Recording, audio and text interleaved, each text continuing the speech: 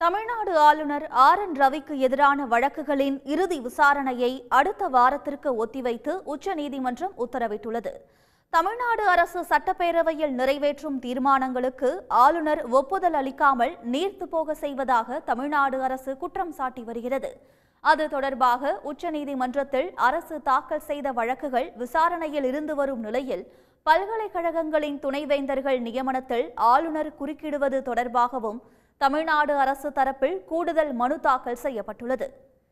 இந்த வழக்குகள் நீதிபதிகள் பர்திவாலா மற்றும் மகாதேவன் ஆகியோர் முன்பு இன்று விசாரணைக்கு வந்தது.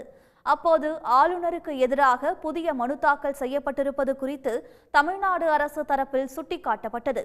மேலும் புதிய மனுவையும் விசாரணைக்கு ஏற்க வேண்டும் என்ற கோரிக்கை வைக்கப்பட்டது. அதன்படி தமிழ்நாடு அரசு தாக்கல் செய்த கூடுதல் மனு உள்ளிட்ட அனைத்து வழக்குகளும் இன்று விசாரணைக்கு ஏற்றுக்கொள்ளப்பட்டது. அதே நேரத்தில் வழக்கு விசாரணையை ஒரு வாரம் ஒத்திவைக்க வேண்டும் என்று ஒன்றிய அரசு தரப்பில் கோரிக்கை வைக்கப்பட்டது.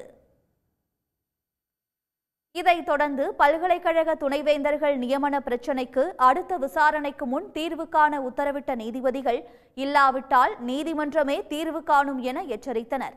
மேலும் வழக்குகளின் இறுதி விசாரணையை அடுத்த வாரம் ஒத்திவைத்து உத்தரவிட்டனர். உடனுக்குடன் செய்திகளை தெரிந்து கொள்ள சன் நியூஸ் பெல் ஐகானை கிளிக் பண்ணுங்க.